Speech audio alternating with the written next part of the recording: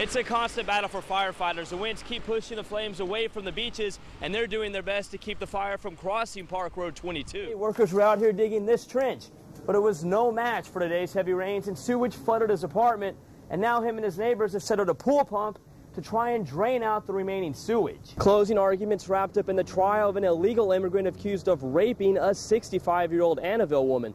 The Harbor Bridge is nearly 50 years old. It scored only 7 points higher than the bridge that collapsed in Minneapolis, Minnesota.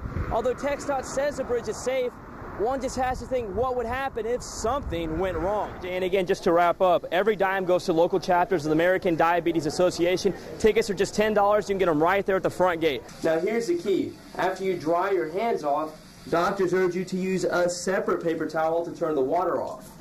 Eric, so far no results. We just spoke to the election chairman, who told us they have about 80 votes left to count. The former Attorney General's visit attracted about 900 people to tonight's event, but not everyone is excited that Alberto Gonzalez is in town. Protesters lined Chaparral Street. They held signs in English and Spanish and made their message clear. We're all really disgusted. They're angry that former Attorney General Alberto Gonzalez is in town as the keynote speaker for the Hispanic Chamber of Commerce's annual gala.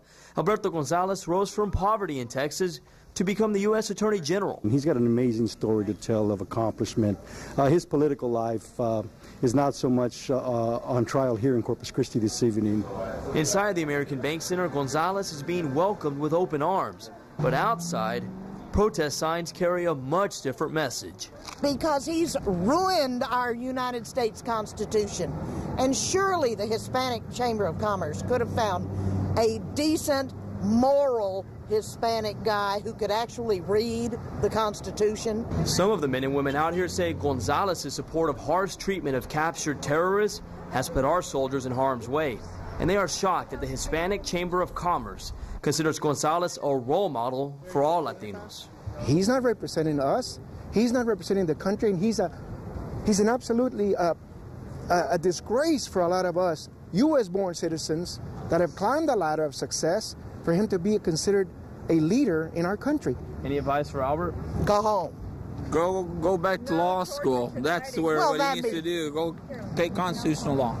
Some of the protesters told us one of the guards threatened to arrest them. A spokesperson for the American Bank Center told us none of their guards threatened to arrest anyone, and that the protesters were welcome to stay out there. Corpus Christi police tell us finding the murderers is like a game of hide and seek that gets more difficult as the time passes. In June, 26-year-old Robert Robertson was found shot and killed inside the adult video store on I-37 over on Corpus Christi's northwest side. His killer is still on the loose. In April, 23-year-old Gilbert Reyna was shot and killed at his home on the 4400 block of Ivy Lane. Although Corpus Christi police issued an arrest warrant for Jose Reyna, saying he knew valuable information about the case, as of today, Gilbert's killer has not been found. A few weeks before that murder, 17-year-old George Flores was found shot in the head. Police believe Flores was murdered by his own cousin, Alejandro Garcia. Alejandro Garcia has not been caught. You know, the bad guy doesn't want to get caught, bottom line. You know. And the longer the cases go unsolved, the slimmer the chances that it ever will be. Senior Officer Jose Olivares tells us time is working against investigators. Yeah, each and every day that we lose, you know, we're losing evidence. Captain Robert Bridge works in CCPD's Criminal Investigations Unit and says murders can remain unsolved for years. If we don't have any witnesses to the offense, then it makes it a little bit more difficult. Then you depend on forensics, and sometimes you have forensics evidence, but you may not be able to have a person to match that forensics evidence to. So far, 3 of this year's 17 murders remain unsolved. If you have any information on the unsolved murders we just told you about, you are urged to call Crime Stoppers. That number is 888-TIPS. The Jack in the Box at SPID and Airline is hitting the jackpot. Yeah, that may be a cliche, but hey, how else would you describe these crowds? The buzz has even reached the founder, Jack Box, who told us he's been watching the crowds closely. Not only have I heard about them, I've been flying over them. Well, no Jack Box sightings here. But a company spokesperson tells us this Jack in the Box has broken records. They say it had the highest one-week sales of any new Jack in the Box anywhere. But hey, let's go back to Jack. During our interview, Jack told us it was you, the people of Corpus Christi, who convinced him to open a restaurant here. Because of all the people bugging me, emails, telephone, private numbers, calling at home, rocks, notes tied to rocks on my lawn. As you can tell, Jack's a joker, but on a more serious note, we wanted to know what his favorite menu item is. Well, you know, the items on my menu are like children, you know. The one that brings in the most money, I guess, is the favorite. Anything else, Jack, you want to tell people in Corpus? If they see me on the street, stop me, say howdy. I'm really easy to talk to, and I'd love to get to know people. Jack may have just opened a restaurant in Corpus Christi, but he is already speaking like a local. West Texas is undergoing a wind energy boom. Wind farms are popping up alongside pump jacks.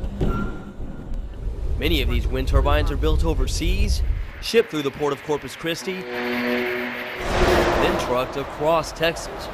I'm always worried. I mean, you always got to watch out. Red Gelhot has to be careful when hauling the turbine parts. It takes two drivers and teamwork just to maneuver around this intersection south of San Antonio. And you can't make it by yourself.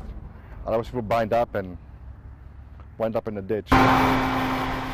But this intersection is the least of Gelhot's worries along his weekly Trans-Texas road trip.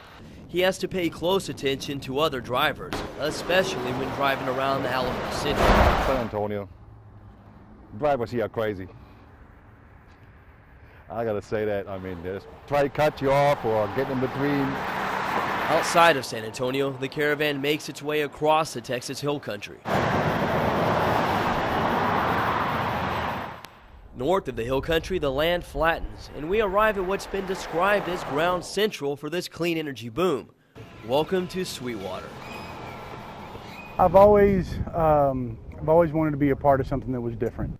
Rod Courtney works for the wind division for Siemens Power Generation. He monitors the construction sites that put these wind turbines together piece by piece.